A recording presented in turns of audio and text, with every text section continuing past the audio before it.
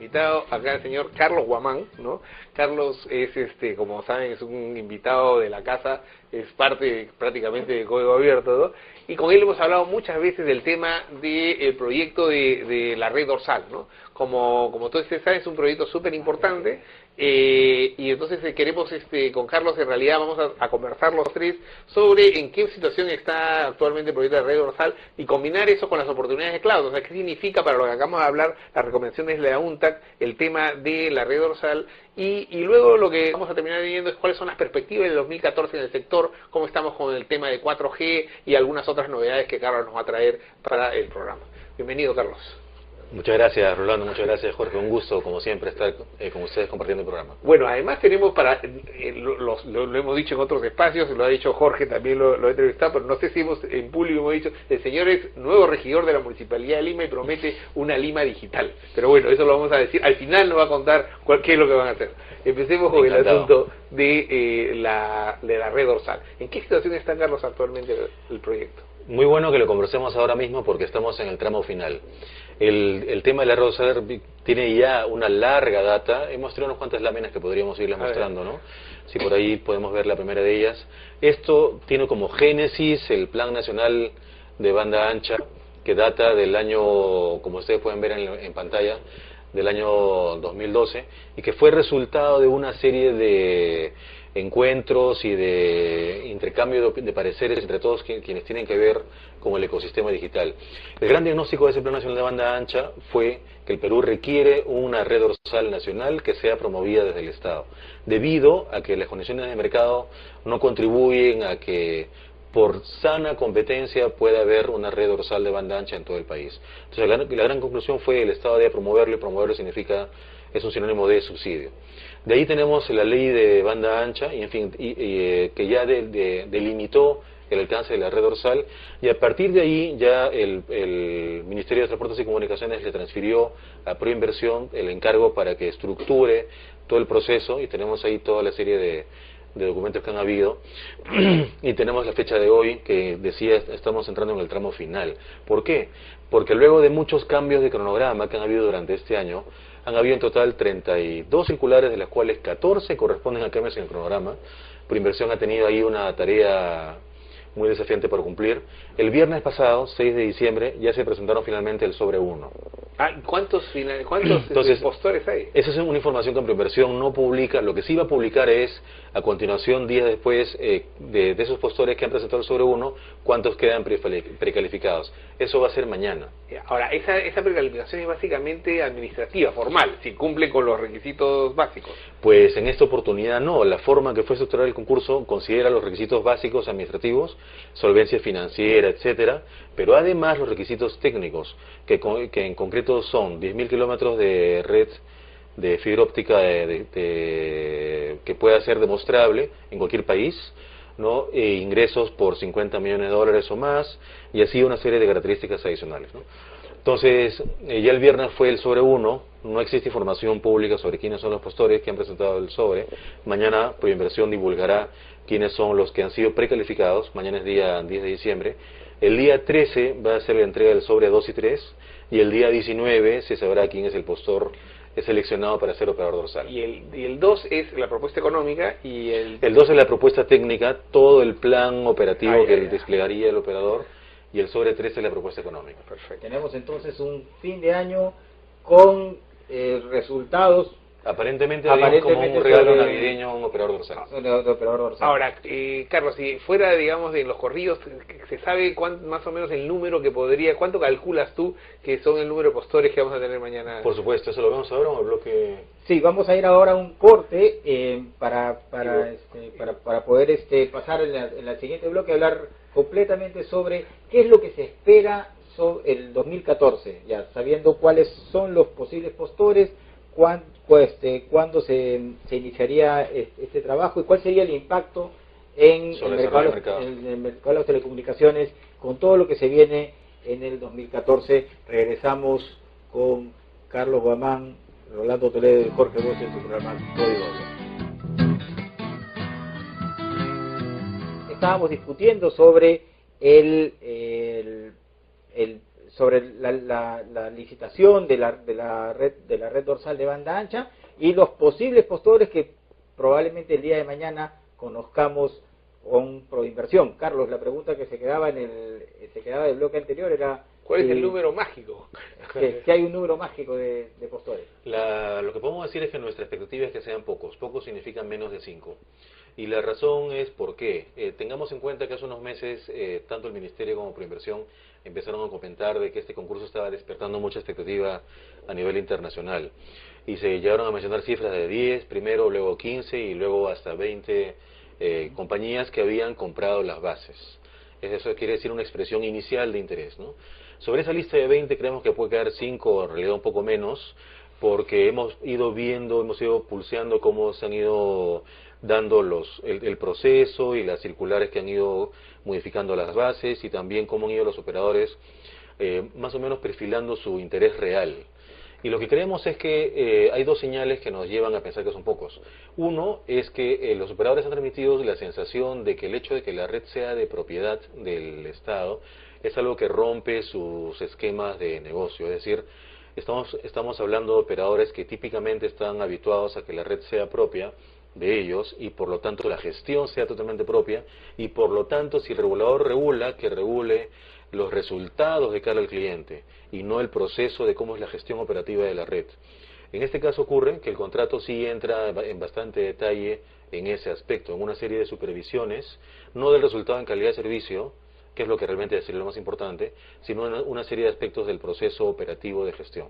Entonces, eso es lo que hemos recibido más o menos en general, la sensación sobre el proyecto en la medida que eso impacta en costos, ¿no? En costos de tener que reportar al regulador.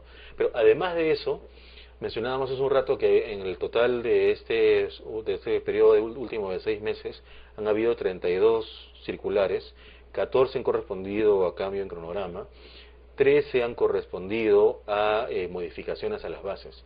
Y lo curioso es que en noviembre han habido 3 cambios sustanciales, ¿no? Entonces, que ocurran en noviembre, sí, el reglamento que aterriza los conceptos de la ley. La ley fue aprobada en julio del año 2012, o sea, hace mucho más de un año.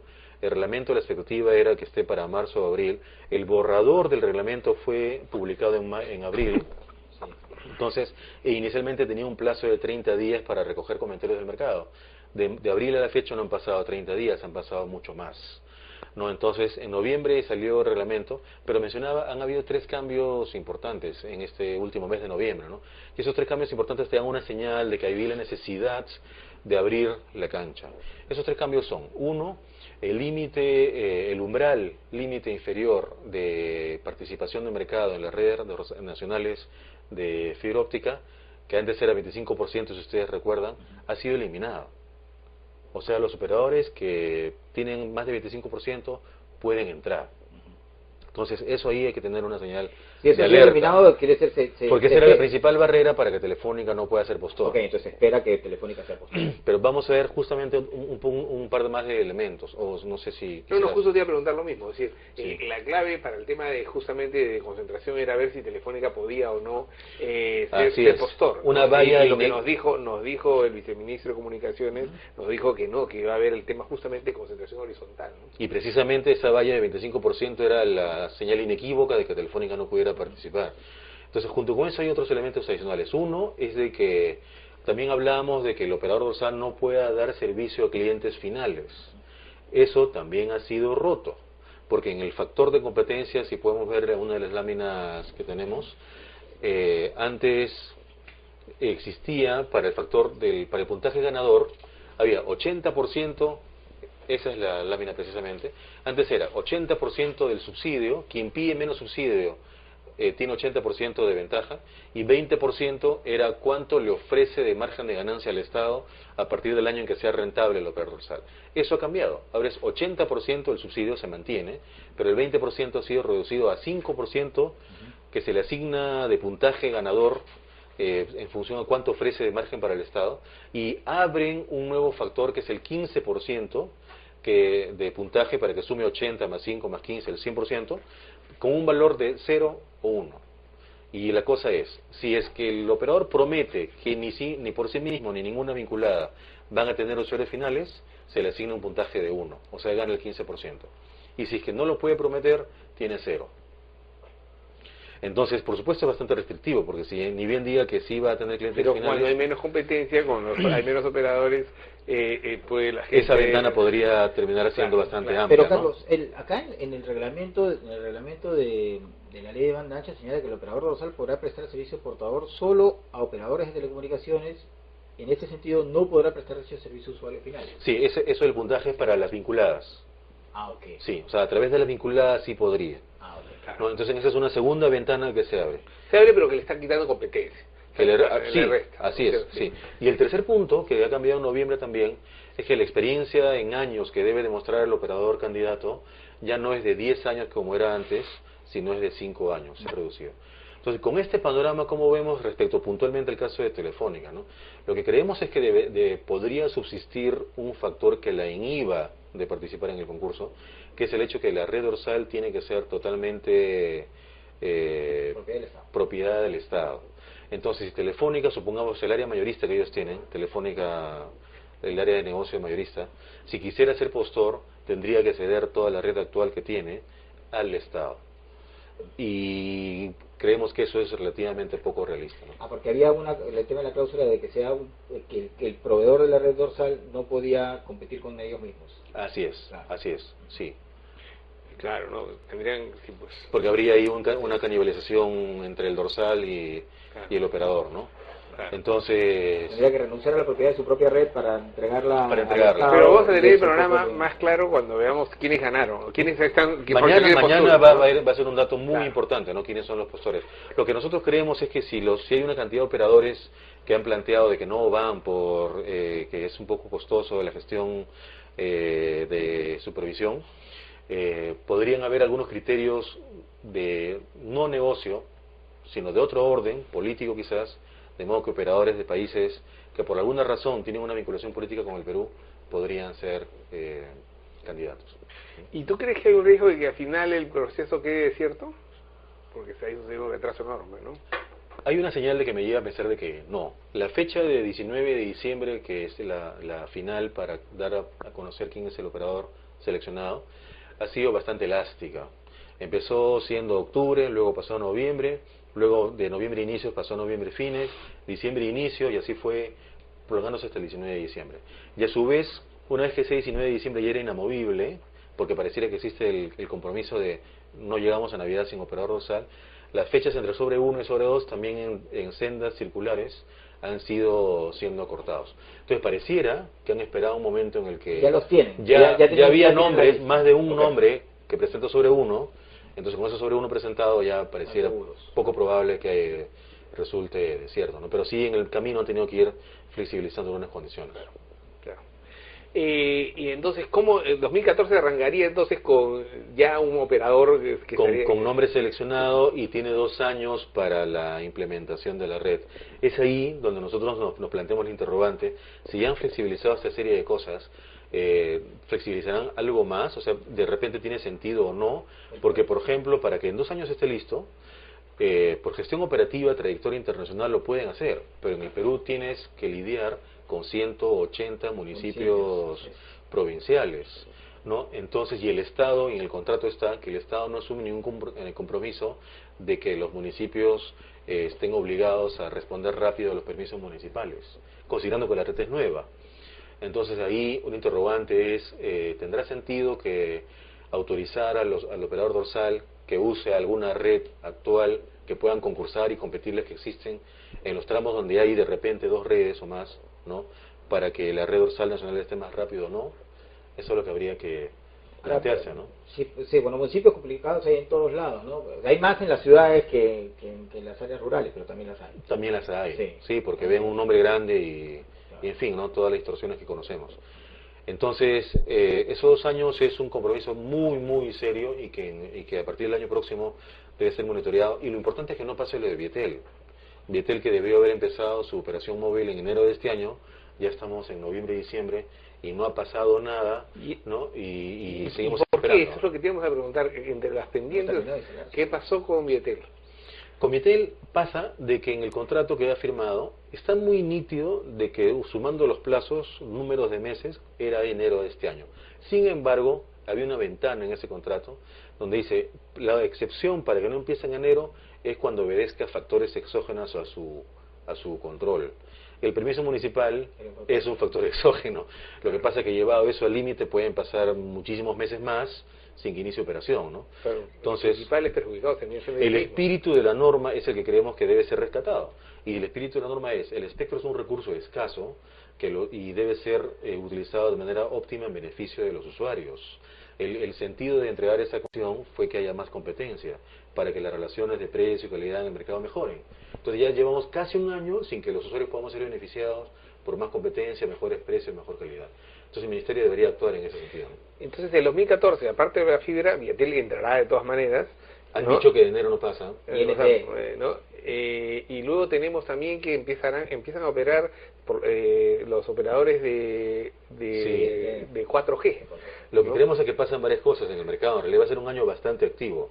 Primero, lo de la red dorsal. Segundo, lo del 4G. Efectivamente, los 3 operadores que conocemos han ya informado que van a lanzar servicios de esa naturaleza.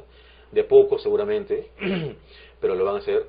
Siguiente tema es los MVNOs. Esos van a ir madurando el caso de negocio, porque la norma ya está, falta de reglamento, en fin, tiene un plazo de evolución, pero pensamos que eso poco a poco se traducirá en que hay operadores que aparezcan con ese caso de negocio.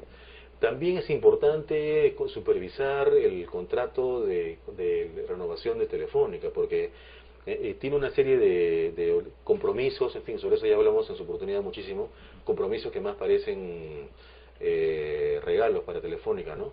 Entonces, por ejemplo, el proyecto que implica exigencia de dar tarifas sociales en nuevas zonas de cobertura, eso, ¿qué pasa si otros operadores móviles, y ahora que hay más que antes, también están interesados? ¿No? Entonces ahí se le dio el monopolio de la expansión de cobertura. Hay que ver si eso va a seguir así. MVNO decía, luego la ley de telecomunicaciones. Pero MVNO, digamos, lo que tú planteas es que se podría estar aprobando a lo largo de 2014 del modelo MVNO, o todavía va a estar, como te dice, se va a seguir discutiendo. Lo que veremos es que el reglamento como tal, o sea, la parte normativa en la próxima legislatura debería estar ya plasmada. De allí a que sea una realidad, falta que las compañías potencialmente interesadas empiecen a lograr la idea. Habían supuestamente un par de compañías chilenas que querían entrar. Sí. Ahora, el modelo que se está primando es, porque hay varios modelos de MVNO, se está planteando desde, digamos, en las que prácticamente te alquilan la frecuencia y tú tienes que montar tu propia red y tu propia atención al cliente y tal, o digamos, el otro modelo en el que vas en menor integración, en la que tú eres prácticamente un operador comercial, en la que utilizas tu propia marca y utilizas la red del operador que te está dando la frecuencia.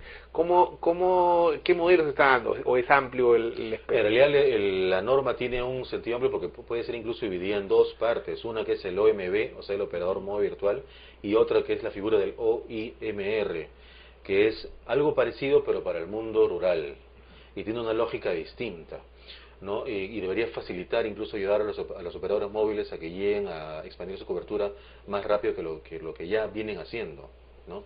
¿Por qué? Porque a través de cualquier tecnología que ya tenga presencia en el mundo rural, por ejemplo satelital, puedan precisamente al llegar con una red que para el operador móvil es virtual, ¿no?, para dar servicio a las localidades rurales en el país. Es una extensión de las redes de los móviles. Sí, así es. Claro. Y aparentemente es posible que hayan operadores que estén dispuestos a darlo sin ningún subsidio del Estado, sino por simplemente como caso de negocio. Eso es un lado. El lado del OMB, efectivamente, hay una serie de modelos, ¿no? Pero en esencia tienes el full MVNO y el OMB y el OMB parcial, ¿no? Claro. Lo que creemos es que la tendencia es que los operadores que lanzan aquí el servicio sean parecidos a lo que ha ocurrido en Chile y en Colombia, es decir, full OMB. Entonces tienen una plataforma comercial muy robusta y una capilaridad de canal de distribución para que por las principales ciudades del país, con una marca propia, puedan comercializar el servicio. Usando la red del operador. Usando la red del operador que claro, sí tiene red, ¿no? Claro. Eso, para fines prácticos, veríamos que el 2015 podría aparecer algún OMB, pero ya el año próximo empezando a tomar cuerpo. Pero en realidad, fuera de los temas propiamente telecom que estamos mencionando, o sea, la red dorsal, la 4G, MVNO, todo es Telecom, creemos que ya es momento que empecemos a dar el paso siguiente para que en la agenda sobresalgan más los temas TIC. Es decir, ¿qué hacemos con esas redes de Telecom, ¿no?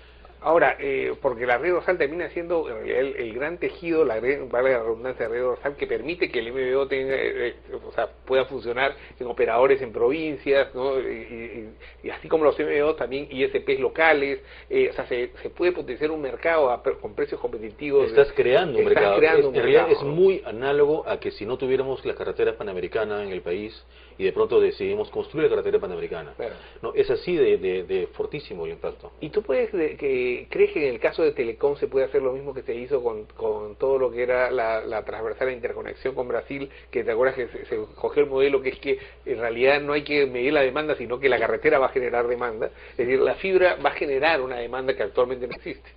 Totalmente, así es. Y la experiencia muestra que en zonas donde uno instala acceso a Internet en el Perú, en el mundo rural, cuando algún proyecto de Fitel o algún proyecto de una compañía minera que decide hacerlo por sus proyectos de responsabilidad social, implementar Internet para la localidad, la expectativa de demanda es superada ampliamente en plazos cortos, ¿no? Entonces, creemos que algo parecido va a ocurrir aquí. Por eso decía que lo importante ya no es solamente lo telecom, sino todo lo que puedes montar allí. Es la pregunta que todavía no tiene respuesta, ¿no? Ahora, ¿Qué hacemos después? Claro. Pero incluye gobierno electrónico, dinero electrónico, clouds. Y ahí tenía que verlo con lo que estabas conversando, Jorge, al inicio del programa, es decir, con este estudio de la UNTAC. ¿Cómo aporta o cómo afecta el tema de cloud computing como un elemento de competitividad para las pequeñas empresas y para la integración, el que exista ya una red dorsal en los próximos 3 años, 4 años en el Perú?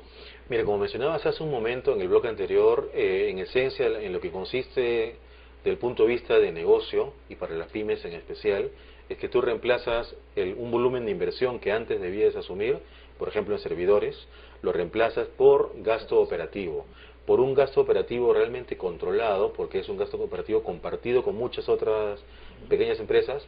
Tú puedes acceder a una infraestructura tecnológica a la cual antes simplemente no podías acceder.